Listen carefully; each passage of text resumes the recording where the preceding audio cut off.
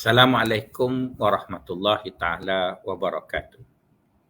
Innal hamdalillah nahmaduhu wa nastahdihi wa nastaghfiruh. Wa na'udzu billahi min syururi anfusina wa sayyiati a'malina. Man yahdihillahu fala mudhillalah wa man yudlil fala hadiyalah. Nashhadu an la ilaha illallah wa nashhadu anna Muhammadan abduhu wa rasuluh. Allahumma ja'alna minal ladzina yastami'una al-qawla fayattabi'una ahsana. Wa ba'd. Tuan-tuan dan puan-puan, sahabat-sahabat yang dikasihi sekalian.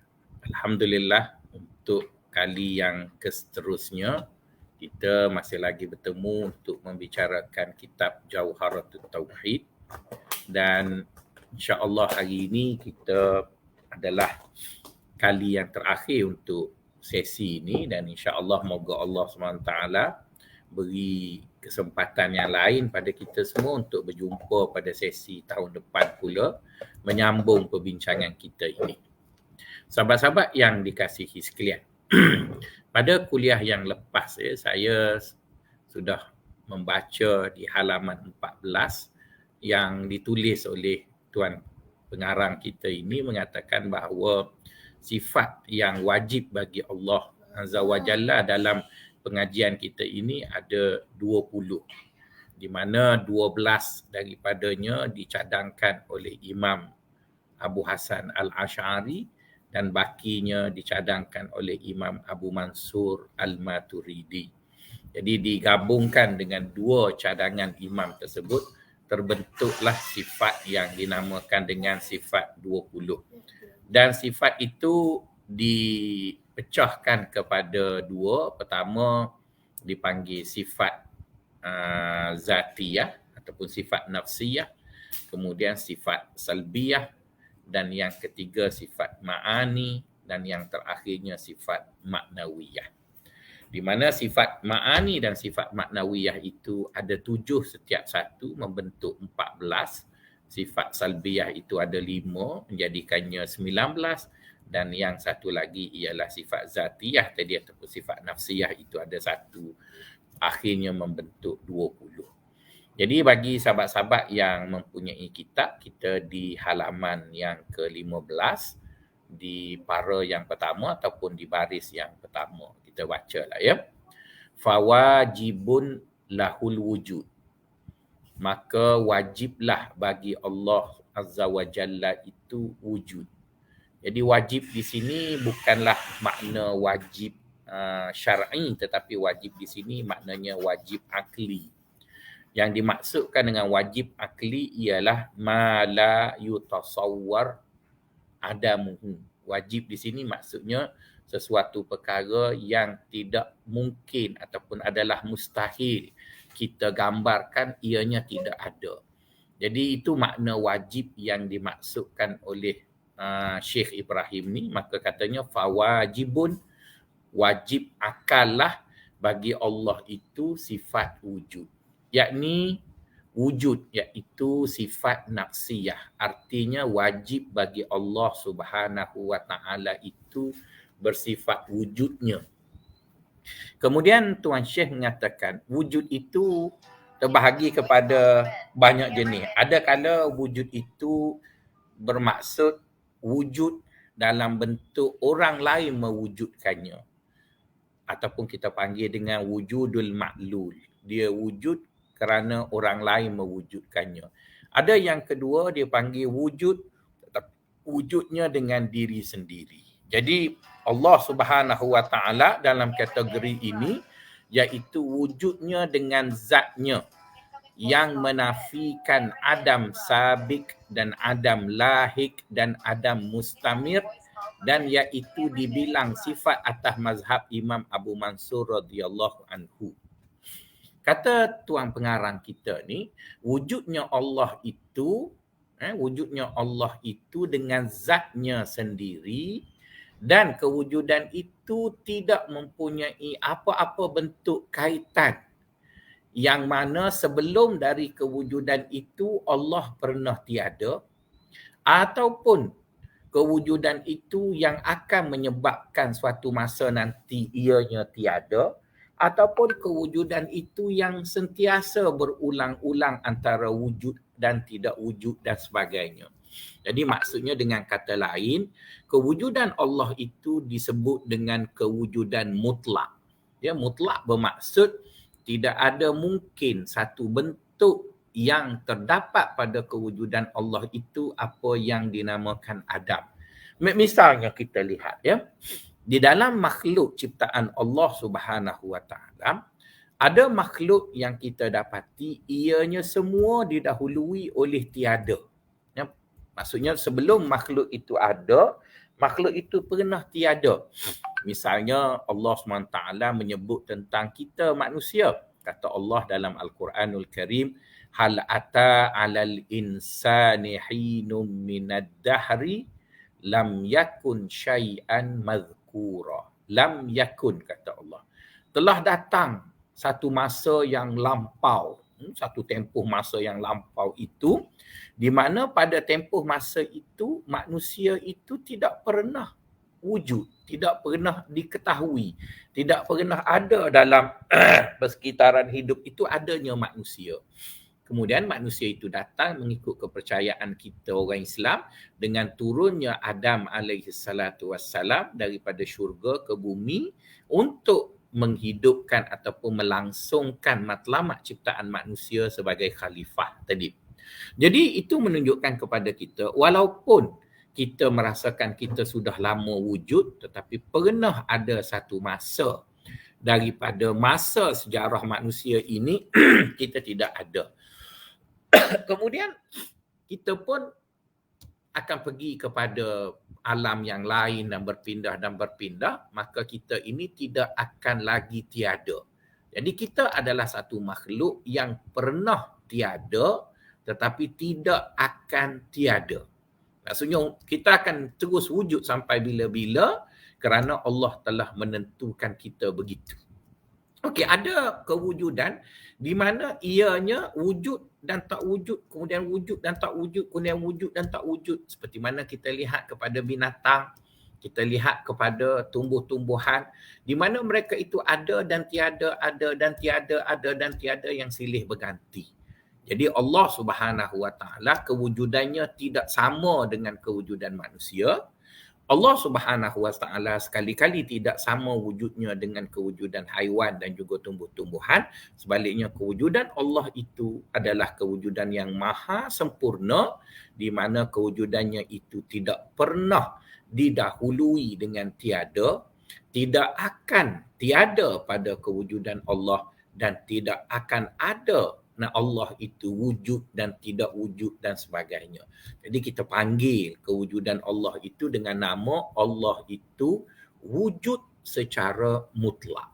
Jadi itu yang kita maksudkan bagi Allah Azza wa Jalla dalam kepercayaan kita. Okey, itu yang dimaksudkan dengan wujud tadi. Kemudian di antara Imam Abu Mansur dengan Imam Abu Hasan Al-Ash'ari, mereka berselisih pendapat sedikit mengenai wujud tadi. Adakah wujud itu ianya sifat ataupun wujud itu adalah zat itu sendiri? Imam Abu Mansur berpandangan bahawa wujud itu adalah sifat bagi Allah, tetapi ianya sifat zatiyah. Manakala Imam Abu Hasan Al-Ash'ari pula mengatakan wujud itu bukannya sifat, sebaliknya dia zat itu sendiri. Jadi berbezalah dari segi pandangan filosofinya, adakah dia sifat ataupun zat, tapi apapun kedua-duanya bersetuju bagi Imam Abu Mansur yang mengatakan wujud itu sifat, tapi katanya sifat nafsiyah. Bagi Imam Abu Hasan Al-Ash'ari dia tidak mengatakan sifat, sebaliknya dia mengatakan zat itu sendiri adalah wujud. Itu mengenai sifat Allah yang pertama yang disebut dengan sifat wujud. Satu soalan. Jikalau ditanyai orang akan dikau apa arti wujud? Kan kita duk sebut tadi wujud itu, maka orang pun tanya, wujud tu maknanya apa?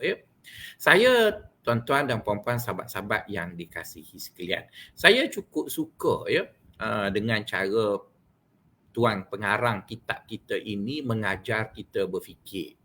Maksudnya tuan kitab kita ini, tuan pengarang kita ini, dia mahu apabila kita belajar agama, kita jangan diam, tak kata apa. Itu satu rasa yang tidak begitu baik dalam konteks untuk memahami persoalan-persoalan yang kompleks.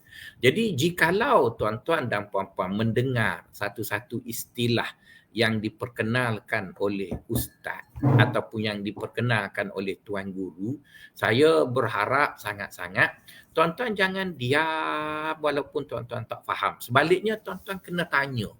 Dan dalam belajar ini tuan-tuan, tanya itu tidak bermaksud kita mempertikai. Ada dua yang berbeza antara bertanya dengan pertikai. Jadi pertikai itulah yang tidak bagus ataupun tidak boleh ada dalam pengajian. Sebaliknya, bertanya untuk memahami itu adalah sesuatu yang dipuji. Pernah sekali Sayyidatuna Aisyah radhiyallahu taala anha apabila dia mengikuti kelas baginda dengan kaum muslimat di Madinah, mereka dapati muslimat ataupun orang perempuan di zaman Nabi tadi, mereka tidak malu untuk bertanya kepada baginda apabila baginda mula berbicara perkara-perkara yang sebelum ini mereka tidak tahu. Maka Sayyidatuna Aisyah radhiyallahu taala anha memuji sikap kaum Ansar wanita tadi dengan mengatakan, ni'man nisa'il ansar la yamna'uhunna haya'uhunna. Lebih kurang begitulah ungkapan Aisyah. Kata Aisyah, sebaik-baik wanita adalah wanita Ansar kerana malu yang ada pada mereka itu tidak menghalang mereka untuk mereka bertanya dan memahami agama. Jadi berasaskan kepada itu, jangan sahabat-sahabat menganggap bahawa bertanya itu suatu yang tidak baik dalam belajar. Malah tuan penulis kita ni atau tuan pengarang kita ini juga mengajar kita bahawa setelah guru tadi memberitahu sesuatu perkara, maka dia pun buat soal. Soal tu maksudnya oleh kerana murid tidak bertanya, maka dia pun bangkitkan soalan. Semasa saya belajar di Al-Azhar dulu, saya terpengaruh dengan pendekatan Sheikh Ali Tontowi, di mana beliau setiap kali mengajar, beliau akan mengajar berasaskan soal lepas tu jawab. Lazimnya beliau akan beri 3 soalan, selepas itu beliau akan menjawab ketiga-tiga soalan tersebut, lepas tu tamatlah kelas beliau. Dan saya cukup suka dengan pandangan ataupun cara mengajar macam itu.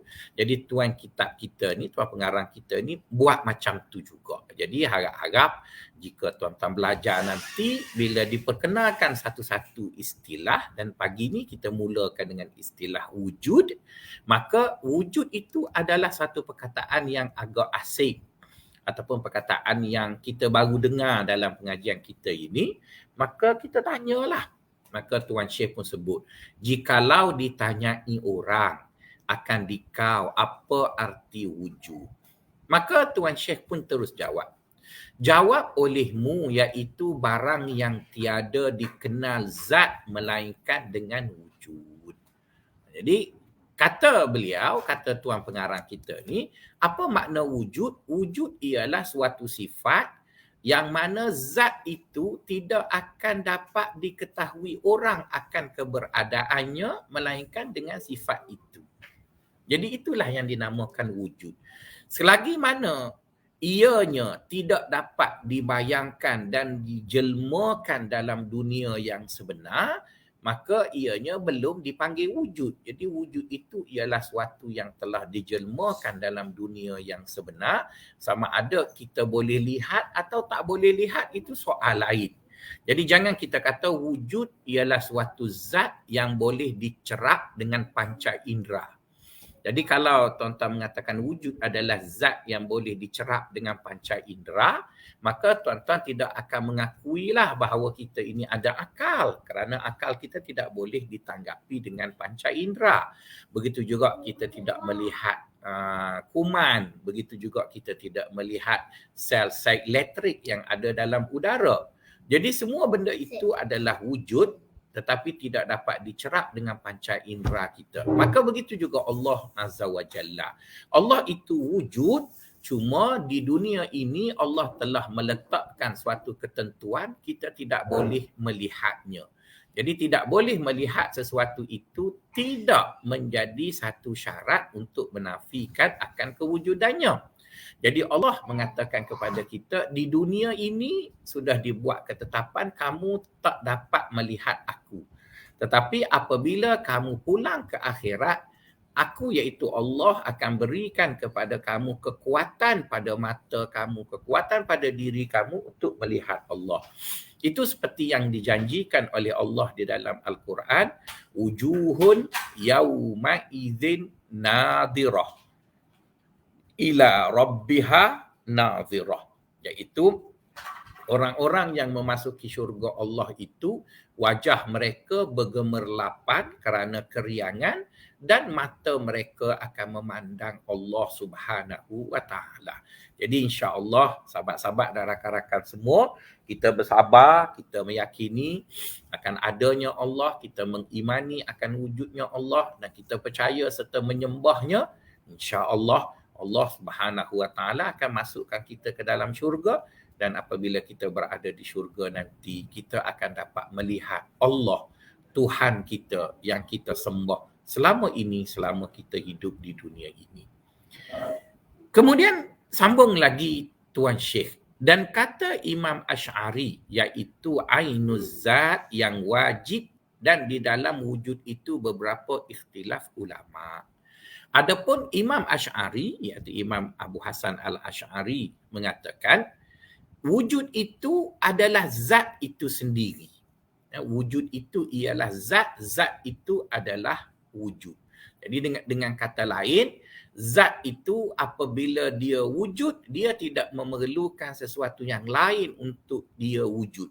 Adapun sifat, jika dia ingin wujud pada dunia realiti, dia mesti bertenggek ataupun mesti berada pada zat ataupun pada sesuatu entiti.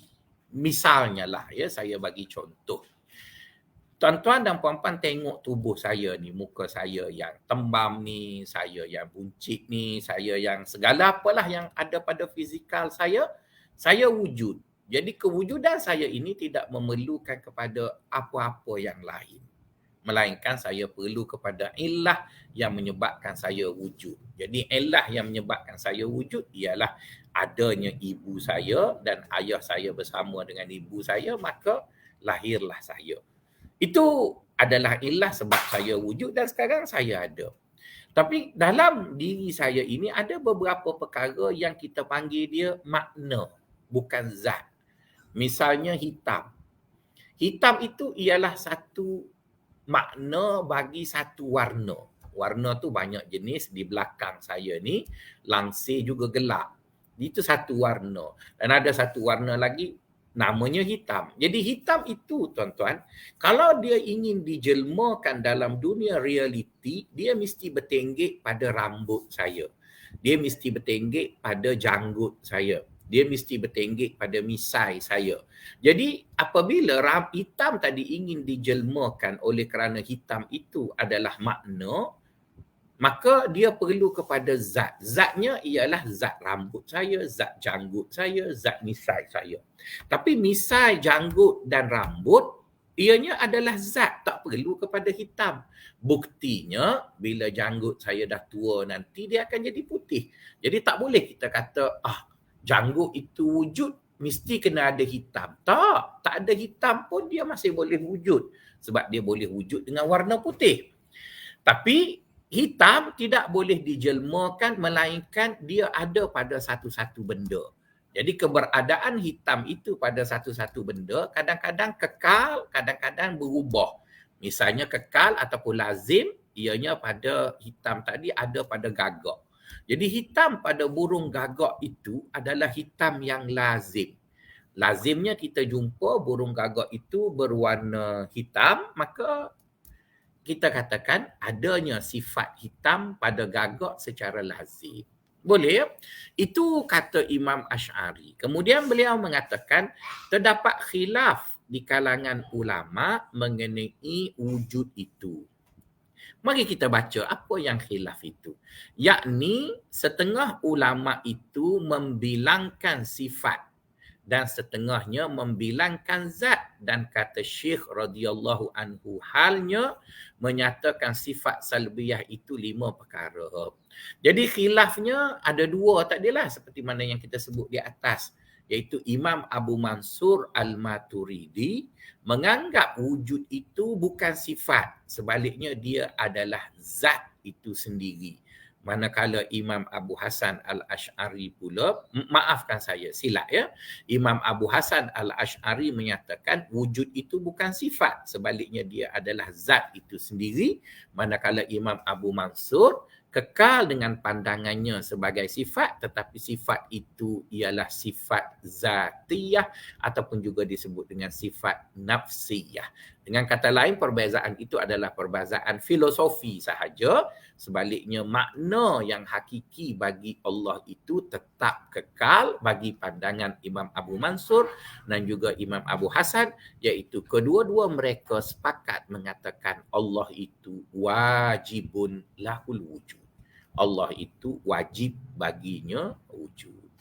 Okey, itu sahabat-sahabat yang dikasihi sekalian. Selesai kita membincangkan mengenai sifat yang pertama yang dinamakan sifat nafsiyah, iaitu sifat wujud. Sekarang kita pergi kepada sifat salbiyah pula. Kata Syekh radhiyallahu anhu halnya menyatakan sifat salbiyah itu 5 perkara. Sekarang kita masuk kepada kategori kedua daripada kategori sifat 20 ini, iaitu sifat-sifat salbiyah.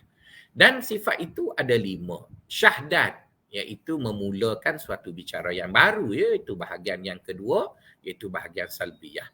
Bermula sifat salbiyah itu tiada dihinggakan, tetapi disebut 5 perkara itu kerana mengikat atas kata jumhur ulama. Boleh ya? Jadi sifat-sifat salbiyah. Apa makna salbiyah? Salbiyah itu makna dia nafi. Salbun dia lawan kepada ijabun. Salbun maksudnya kalau kita belajar ilmu mantik, kita ada dua hukum. Satu dipanggil hukum thubuti, yang satu lagi dipanggil hukum salbi. Hukum thubuti bermaksud kita menghukum ke atas sesuatu perkara dengan mensabitkan perkara lain kepadanya. Manakala salbi pula, kita menghukum ke atas satu-satu perkara dengan menafikan sesuatu daripadanya. Ya, dengan menafikan sesuatu daripadanya. Contoh ya, supaya tuan-tuan mudah faham. Perkataan gemuk. Ya, perkataan gemuk, saya katakan Dr. Ahmad Faisal itu gemuk. Jadi saya telah menghukum ke atas zat saya sebagai orang yang gemuk. Jadi mengatakan saya gemuk itu dipanggil hukum thubuti, iaitu saya mensabitkan gemuk itu pada saya. Betul kan? Okey, sekarang saya buat satu pernyataan lain pula. Dalam pernyataan itu saya mengatakan saya tidak handsome. Jadi apabila saya kata Dr. Ahmad Faisal tidak handsome. Jadi bila saya kata saya tidak handsome, bermaksud saya telah menghukum ke atas diri saya dengan satu hukum menafikan kehandsoman daripada diri saya. Jadi hukum yang menafikan sesuatu itu dalam ilmu mantik disebut salbi. Disebut salbi. Manakala hukum yang mengisbatkan satu-satu perkara itu dipanggil hukum thubuti ataupun ijadi dan sebagainya. Jadi sekarang kita fahamlah perkataan salbi itu bukan bermaksud Allah itu negatif ya. Allah tidak negatif. Allah adalah positif selama-lamanya. Iaitu apa yang ada pada Allah, apa yang datang dari Allah khairu kullu wa khairuhu mutlaqun. Semua yang datang dari Allah, semua yang ada pada Allah itu baik, dan baiknya adalah baik yang mutlak, baik yang tidak terikat. Jadi kata Tuan Syekh, sifat salbiyah ini jika kita nak hitung satu persatu, ianya lebih daripada 5. Banyak sangat. Ya, Allah itu tidak miskin, Allah itu tidak buta, Allah itu tidak pekak, Allah itu tidak beristeri dan beranak, Allah itu tidak tidur, Allah itu tidak sakit, Allah itu tidak lupa. Jadi kalau kita nak menghitung sifat-sifat Allah yang berbentuk salbi ini terlalu banyak. Jadi kalau kita katakan semua itu wajib diketahui oleh umat Islam, maka rasanya nanyalah yang 20 pun kita tak ingat. Jadi kata Tuan Syekh, daripada sekian banyak itu, baik kita rumuskannya ataupun ringkaskannya dalam beberapa sifat yang mana dalam ringkasan itu telah mencakupi semua sifat-sifat yang lain. Jadi kata Tuan Syekh, apa dia sebut tadi, sifat salbiyah itu tiada dihinggakan, tetapi disebut 5 perkara itu kerana mengikut atas kata jumhur ulama. Maksudnya tuan-tuan,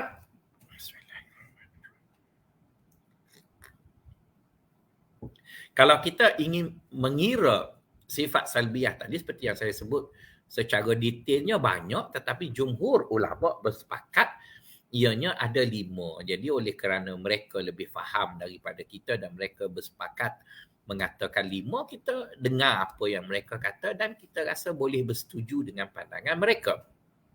Okey, apa kata ulama tadi?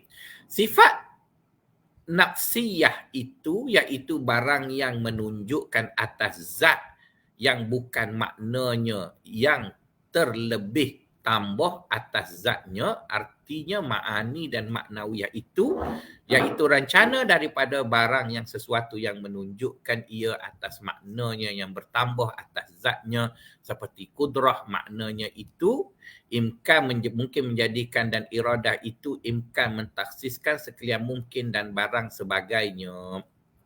Okey, kata tuan pendengaran kita kini, jumhur ulama telah bersepakat bahawa sifat salbiyah itu ada 5. Jadi oleh kerana mereka sepakat ada 5 itu, maka kita ringkaskan ataupun kita simpulkan kembali apa yang kita dah sebut sebelum ini. Sifat nafsiyah adalah sifat yang berkait kepada zat itu secara langsung.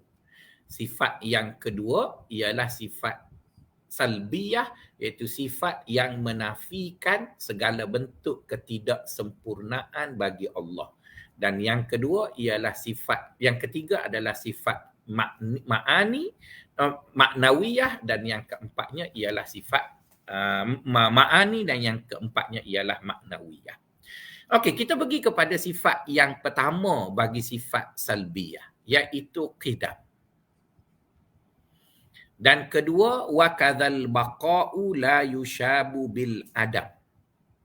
Yang pertama ialah qidam. Yakni qidam itu menafikan adam yang mendahului atas wujud atau tiada permulaan atas wujudnya atau tiada yang memulai di dalam wujudnya, maka maknanya yang 3 itu bersamaan jua. Okey. Makna sifat yang pertama dalam sifat salbiyah ialah qidam. Okey, perkataan qidam dalam bahasa Arab, tuan-tuan, merujuk kepada sesuatu perkara yang lebih dahulu berbanding suatu perkara yang datang kemudian. Misalnya kita sebut kereta. Jadi bila kita ada sebuah kereta, maka kereta yang pertama itu tidak boleh dibandingkan. Tiba-tiba setelah beberapa tempoh berlalu, kita beli kereta baru. Maka apabila kita beli kereta baru, maka kita kata kereta lama itu sayyaratun qadimatun. Kereta lama. Jadi apa makna kereta lama? Kereta lama ialah kereta itu lebih awal adanya berbanding dengan kereta yang baru. Okey, ya, itu makna yang pertama. Qidam juga ataupun qadim juga dalam bahasa Arab menunjuk kepada makna sesuatu itu apa panggil sudah lapuk, sesuatu itu terlalu lama. Jadi daripada makna itu dapatlah kita faham seolah-olah perkataan qadim merujuk kepada makna ianya yang mula-mula dan ianya yang paling tua. Jadi jika itulah maknanya kita katakan pada Allah, maka Allah itu bermaksud dia ada mula, tetapi dia yang mula-mula. Jadi jawabnya makna dari segi bahasa tu tak boleh pakai.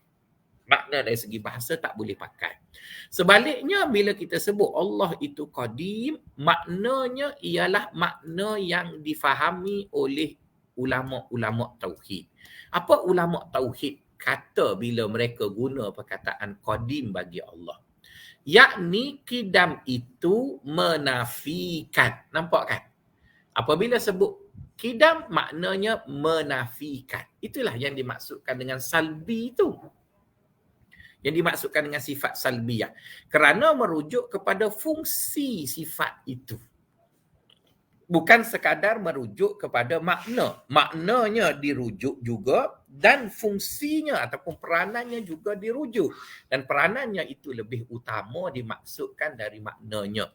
Kata dia qidam itu menafikan adam yang mendahului atas wujud. Atau tiada dimulai atas wujudnya, atau tiada dimulai di dalam wujudnya. Jadi apabila kita sebut Allah itu qadim, maka kenyataan Allah itu qadim berperanan. Kenyataan itu berfungsi dengan 3 fungsi. Dan ketiga-tiga fungsi itu fungsinya ialah fungsi salbi, iaitu menafikan sesuatu yang tidak layak bagi Allah Azza wa Jalla. Okey, apa makna yang pertama yang dinafikan oleh kenyataan Allah itu qadim? Pertama, menafikan Allah itu tiada yang didahului atas wujud itu. Maksudnya tak boleh bila kita kata Allah itu qadim, kita tidak boleh membayangkan Allah itu pernah tiada pada satu ketika dahulu dan kemudian dia ada. Tak boleh berfikir begitu. Kerana Allah tidak pernah tiada. Dia sentiasa ada. Macam inilah tuan-tuan untuk memudahkan kita faham ya, daripada kita tersalah faham. Kadang-kadang kita bila susah kan, kita pun cakap dekat mak kita. Kita cakap dekat mak kita, mak, ayah, jangan lupa doakan saya semoga berjaya. Jadi sahabat-sahabat sekalian, saya ingin bertanya bagi sahabat-sahabat yang sudah mempunyai anak ataupun sahabat-sahabat yang baru mempunyai anak. Saya rasa tak pernah pun sekelumit masa kita ini lupa untuk mendoakan anak-anak. Tapi banyak masa dan ketika anak terlupa dengan mak ayahnya. Jadi bermaksud tak pernah berlaku. Tak ingat kepada anak. Cuma anak tu merasakan apabila dia terlupa kepada mak ayahnya, maka dia ingat mak ayah dia pun sama dengan dia. Jadi itu dia panggil mengkias sesuatu berasaskan dirinya. Jadi oleh kerana kita ni manusia dan kita berfikir mengenai kita dapati bahawa kita pernah satu masa dahulu tidak ada. Dan sekarang kita ada, maka takut-takut terfikir dalam benak fikiran kita, Allah pun lebih kurang kita. Cuma dia dulu ada. Jadi bila kita belajar ilmu kalam ni ataupun ilmu tauhid ini, ulama-ulama kita mengatakan Allah itu qadim. Jadi fungsi kenyataan Allah itu qadim, dia menafikan apa-apa sabitan Allah itu tiada yang pernah mendahului akan kewujudannya. Itu pertama. Ya. Atau yang kedua, tiada dimulai atas wujudnya. Ataupun dengan perkara kenyataan yang kedua, Allah ini tidak pernah ada tarikh lahir. Ya. Dengan kata lain, Allah tak pernah ada mula. Maksudnya kalau ada orang bertanya pada kita, Allah iaitu Tuhan yang kamu sembah ni, bila ya dia lahir? Jadi kalau kita tengok dalam agama-agama lain di dunia ini, Tuhan mereka itu ada tarikh adanya. Saya nak jawab dengan detail bagi satu-satu Tuhan tu saya pun tak tahu sangatlah. Tapi tuan-tuan boleh tengok dokumentari ataupun siri dokumentari yang dibuat oleh Ustaz Firdaus Wong bersama dengan rakan-rakannya dalam beberapa video yang terdapat di YouTube mengenai sejarah kelahiran agama-agama yang dicipta oleh manusia. Buddha, Kristian dan sebagainya. Tuhan mereka itu ada tarikh mula. Dan sebelum tarikh mula itu, Tuhan mereka itu tak ada. Tapi Allah Azza wa Jalla, iaitu Tuhan yang kita sembah, dia tak pernah ada tarikh mula. Kenapa dia tak pernah ada tarikh mula? Kerana dia tidak pernah didahului oleh tiada. Dia ada satu masa lampau dulu. Kalau dilihat ke belakang, dia telah ada tanpa mula, dan jika dilihat ke depan, dia akan sentiasa ada. Jadi, jika dilihat ke belakang, pertama sekali tidak boleh kita gambarkan bahawa pernah ada tiada pada Allah. Itu satu. Yang kedua, tidak boleh kita gambarkan Allah itu ada mula pada kewujudannya. Dan yang ketiga, tiada yang memulai di dalam wujudnya, iaitu fungsi yang ketiga dengan penyataan Allah itu qadim, di mana Allah tadi dia wujud, tidak ada sesiapa yang mewujudkannya. Ya, tak ada siapa. Adapun kita ada yang mewujudkannya secara biologinya, yang mewujudkan kita mak ayah kita secara biologinya. Tetapi secara kudrah ilahinya Allah lah yang mewujudkan kita.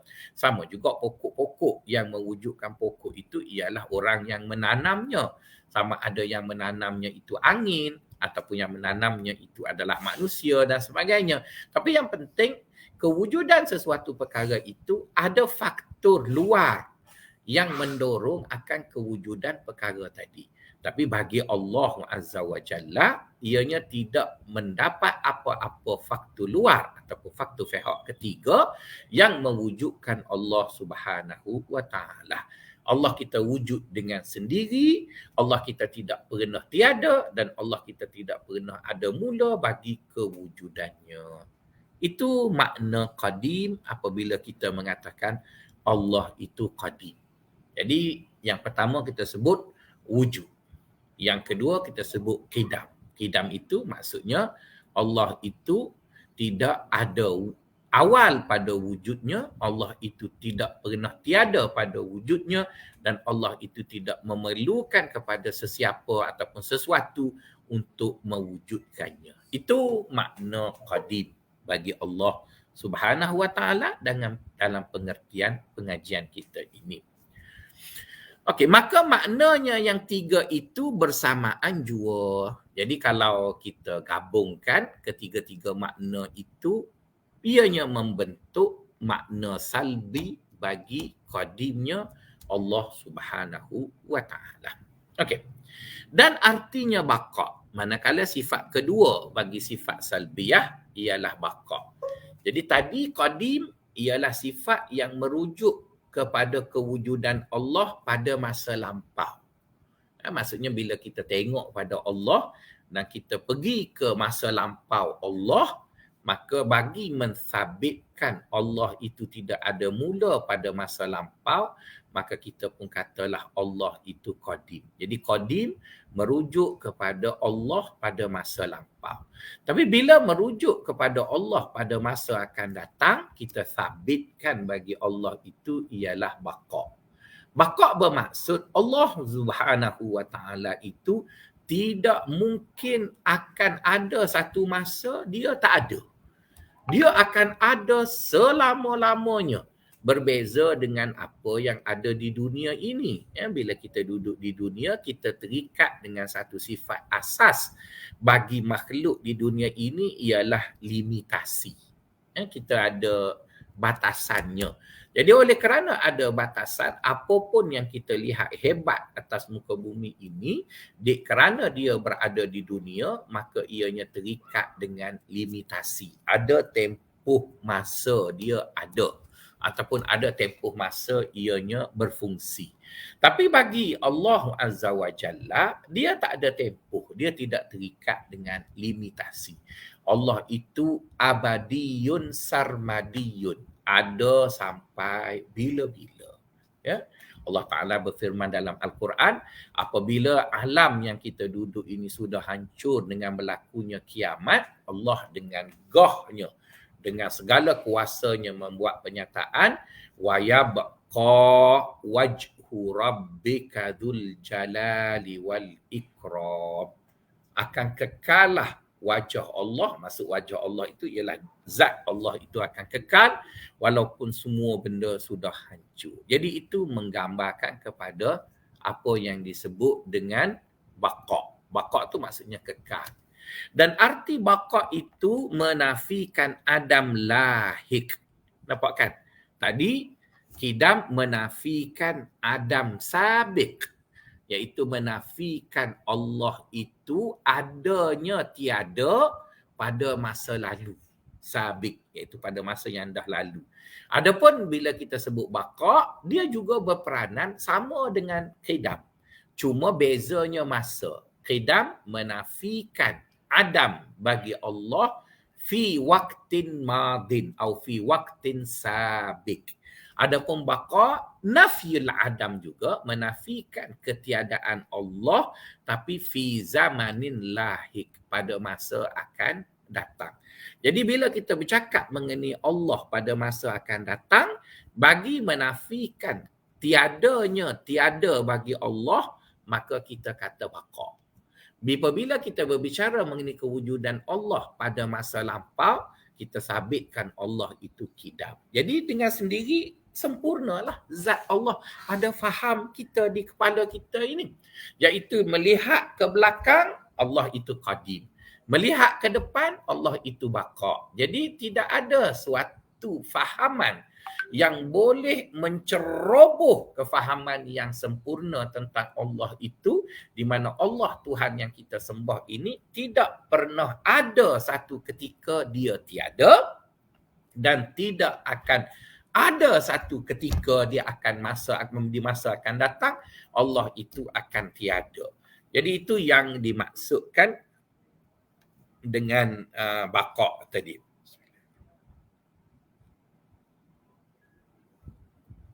Baqa itu menafikan adam lahik, yakni tiada dihubung oleh tiada, maka inilah makna yang terlebih sah dengan kata setengah ulama. Arti baqa itu iaitu rencana daripada kekal wujud dalam zaman yang mustakbal serta tiada kesudahan, maka itu qaul yang dhaif. Kata dia, Allah Subhanahu Wa Taala ini ada dua pandangan ulama.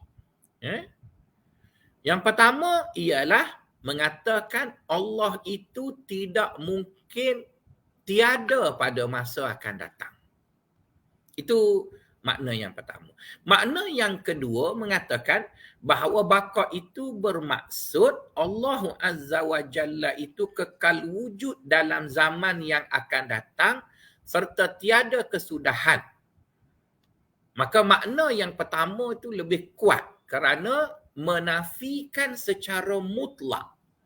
Tidak mungkin ada apa-apa keadaan yang menyebabkan Allah itu tiada. Tidak mungkin. Qat'an. Tidak boleh diterima dalam apa-apa bentuk andaian bahawa Allah itu akan ada padanya tiada.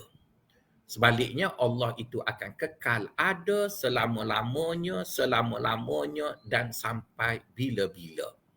Jadi kalaulah kita percaya dalam kenyataan Al-Quran bahawa neraka dan syurga itu kekal selama-lamanya, maka pastinya lah siapa yang akan mengurus dan membiayai operasi syurga dan neraka.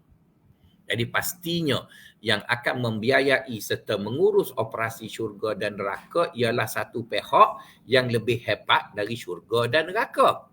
Dan siapakah pihak yang lebih hebat itu? Iaitu Allah Azza wa Jalla, Tuhan yang kita sembah. Jadi bila Allah Azza wa Jalla itu, dia yang mengurus dan mentadbir alam ini termasuklah syurga dan neraka yang kita imani itu, maka pastinya lah dia tidak mungkin akan lemah. Dia tidak mungkin akan tiada. Dia tidak mungkin akan menjadi tua dan sebagainya kerana dia mengurus sesuatu yang kekal, maka dia adalah Tuhan yang akan kekal selama-lamanya. Jadi secara kesimpulannya sahabat-sahabat, bolehlah kita buat kesimpulan mudah begini.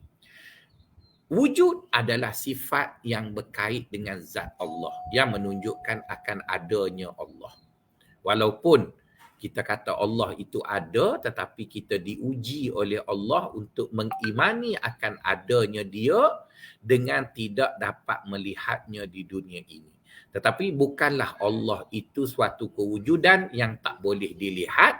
Dia boleh dilihat tetapi kita harus sabar, di mana kita hanya tidak boleh melihatnya di dunia tetapi boleh melihatnya di akhirat nanti. Berasaskan firman Allah tadilah, wujuhun yauma idzin nadhirah ila rabbiha nadhirah. Itu yang pertama. Yang kedua, kita mengimani bahawa Tuhan kita iaitu Allah ini tidak mungkin terdapat padanya satu saat ataupun satu ketika di mana ianya tiada. Jika kita lihat akan ketiadaan itu pada masa lampau, maka kita sabitlah Allah itu qadim. Bermaksud dengan sabitnya Allah itu qadim, maka mustahillah pada masa lampau Allah itu pernah tiada. Apabila kita melihat pada Allah pada masa yang akan datang, maka kita sabitkan bagi Allah itu baqa. Apa makna sabitkan dia baqa? Ini kita maksudkan mustahil ada satu situasi, ada satu keadaan ataupun satu masa di mana Allah Subhanahu Wa Taala itu terpalit dengan tiada. Sama seperti mana Allah tidak mungkin terpalit dengan tiada pada masa lampau, maka Allah juga tidak akan terpalit dengan tiada pada masa yang akan datang. Jadi jelas ya Tuhan kita tu macam tu. Dia tak pernah tiada dahulu dan dia tidak pernah akan tiada. Dia sentiasa ada sampai bila-bila. Dan itu ditegaskan oleh Allah dengan penuh kemegahan, dengan penuh kekuasaannya dalam ayat kursi yang kita baca. Allahu la ilaha illa huwal Allahu la ilaha illa huwal hayyul qayyum. La ta'khuzuhu sinatun wa la naum. Lahu ma fis samawati wa ma fil ard. Man zallazi yasma'u indahu illa bi'izni. Ya'lamu ma baina aydihim. Bukan saya baca yang mana, ada mengarut dah saya. Tapi yang penting, ayat kursi itu menyatakan kepada kita bahawa Allah itu kekal dan tidak pernah menurun pencapaian ataupun zatnya, dan Allah itu sentiasa sifatnya begitu. Okey, ya. Kita pergi kepada seterusnya. Mana tadi? Dan kata setengah ulama, qidam dan baqa itu sifat nafsiyah namanya. Dan kata setengah ulama pula sifat idhafiyah, dan kata setengah ulama sifat yang hakikiyah dan maknawiyah, dan kata setengah ulama keduanya itu sifat salbiyah namanya. Maka kau yang akhir itu muktamad. Jadi dalam perbahasan para ulama itu ada 4 pandangan lah.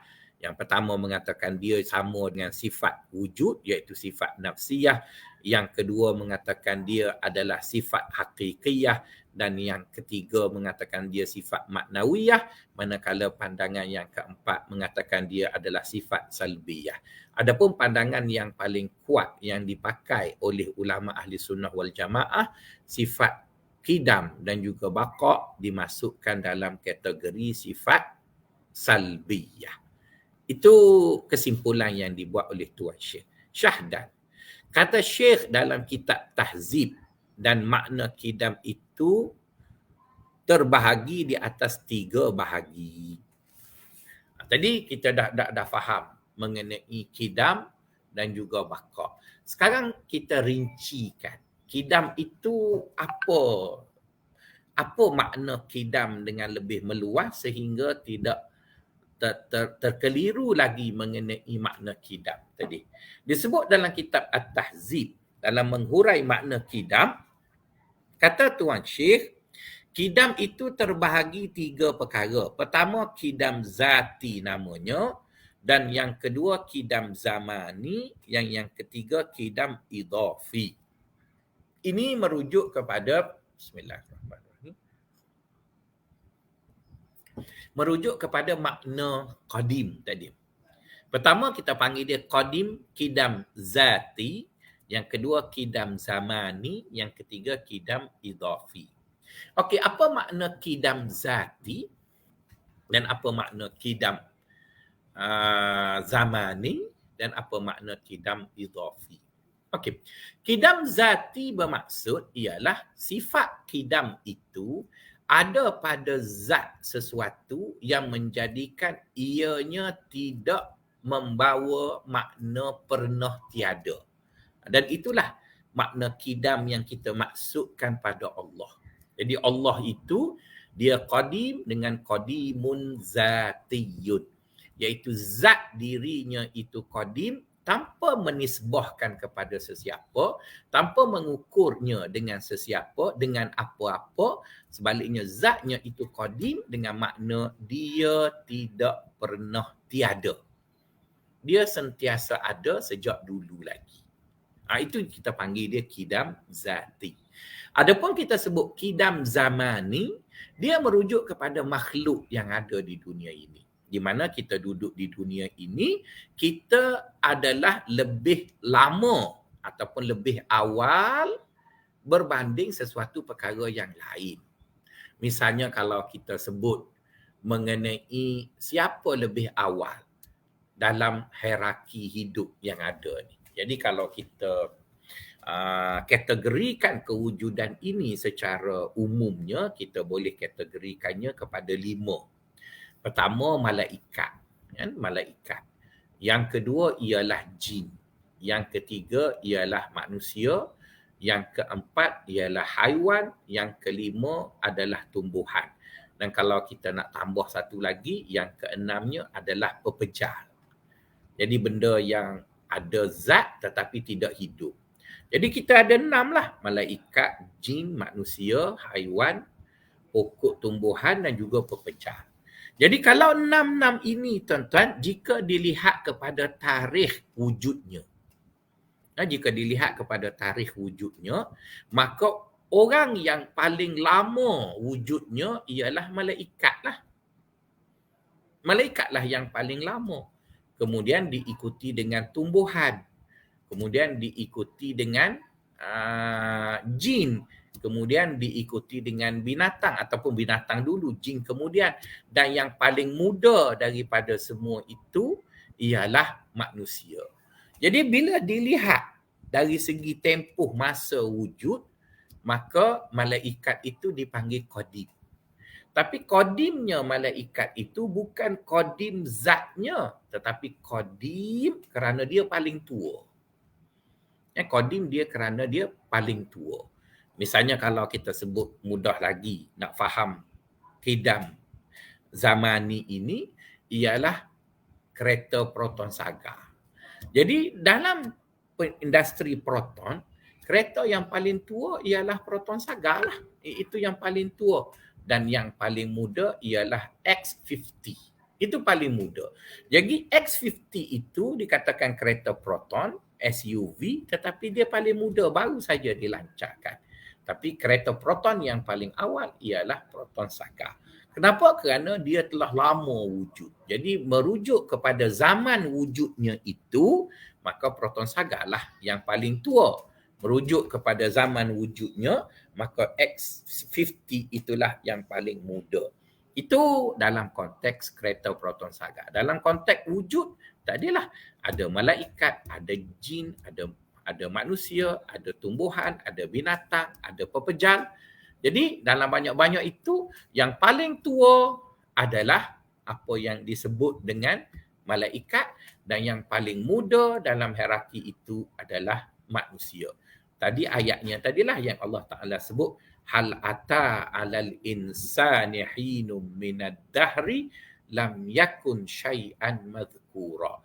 Telah berlalu satu tempoh jangka masa yang panjang, semua benda lain sudah ada di dunia ini. Tetapi pada ketika itu, satu benda pun di kalangan makhluk-makhluk ini tidak pernah dengar satu nama, namanya manusia. Lama dah benda ni ada, manusia tak pernah ada pun. Tiba-tiba dengan kelahiran Adam, maka barulah makhluk manusia, binatang, maafkan saya, jin, binatang, tumbuhan baru kenal satu makhluk muda, nama dia manusia tadi. Jadi jika merujuk kepada itu, kita panggil dia qidam zamani. Qadim yang berasaskan kepada masa. Okey, yang ketiga dia panggil qidam idhafi. Qidam idhafi bermaksud sesuatu perkara itu lebih dahulu jika dia dinisbahkan kepada satu perkara lain. Misalnya jika saya dinisbahkan kepada ayah saya, maka ayah saya lebih qadim dari saya. Sebabnya dia ayah, saya anak. Jika saya dinisbahkan kepada anak saya, maka saya lebih qadim dari anak saya kerana saya ayah kepada anak saya. Itu kita panggil dia idhafi. Idhafi itu nisbah. Di mana satu benda dinisbahkan kepada satu benda lain, maka ianya akan adalah di sana apa yang dikatakan mana dulu, mana kemudian. Jadi apabila kita membandingkan satu perkara dengan satu perkara dan dilihat dalam aspek masa, maka akan wujudlah apa yang dinamakan dahulu dan juga kemudian. Jadi qidam itu ada 3 lah ya tuan-tuan. Dari 3 itu yang dikira dalam perbincangan ilmu kalam ini satu sahaja, iaitu yang mula-mula yang dipanggil qidam zati. Dan qidam zati ini hanya ada pada Allah Azza wa Jalla, di mana Allah itu tidak pernah ada tiada dalam kewujudannya dan Allah itu tidak akan ada makna tiada pada kewujudannya pada masa yang akan datang, seperti yang telah kita sabitkan dalam sifat nafsiyah dan juga sifat salbiyah yang pertama dan yang kedua, iaitu sifat qidam dan juga baqa. Mari kita baca apa kata Tuan Syekh. Itu ialah penjelasan saya. Dan arti qidam zati itu iaitu rancana daripada wujud yang tiada didahului lainnya serta tiada tertentu bagi lainnya, maka itu qidam zati. Samalah kata dia, qidam zati itu ialah suatu wujud yang tiada didahului dengan tiada, iaitu Allah Subhanahu wa taala. Namanya artinya zat Allah, qadim zati namanya. Dan arti qadim zamani itu maka iaitu rancana daripada barang yang sesuatu yang tersandar bagi lainnya serta tiada didahului oleh Adam, yakni tiada sifat Allah itu qadim zamani namanya kerana tiada didahului oleh Adam serta bersandarkan bagi zatnya.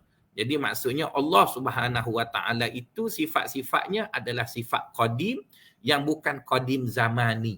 Kerana dia tak pernah tiada pada satu masa dahulu kemudian ada. Dia sentiasa ada. Dan jangan engkau namai qidam zamani itu ada di antara dalam wujudnya zat dan sifat kerana bahawasanya demikian itu mustahil kepada Allah Subhanahu wa taala. Maksudnya tuan-tuan, qidam yang kedua dan yang ketiga iaitu zamani dan juga idhafi, bolehlah kita katakannya ada pada manusia ataupun ada pada makhluk. Tetapi tidak boleh kita kata ianya ada pada Allah, baik pada sifat Allah yang nafsiyah ataupun baik pada sifat Allah yang salbiyah ataupun baik pada sifat Allah ma'ani ataupun maknawiyah. Semua sifat-sifat Allah itu adalah qadim dengan qadimnya zat Allah. Maksudnya tak boleh kita faham Allah itu ada pada satu masa tapi dia ada dengan makna ada.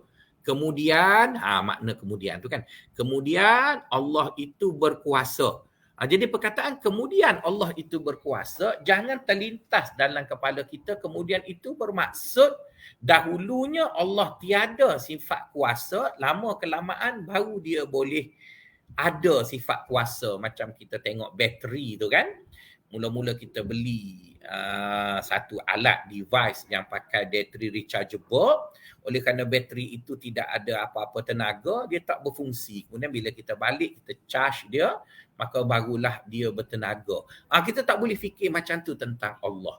Walaupun Allah pada ketika itu tidak mencipta apa-apa di saat dia ada dahulu, maka jangan kita kata masa dia tak buat apa-apa tu dia tak ada kudrah. Kemudian dia ambil masa yang lama, barulah dia cipta manusia, cipta alam, barulah dia ada kudrat. Tidak. Semasa dia tidak mencipta apa-apa sekalipun, dia masih ada kuasa dan dia telah ada kuasa.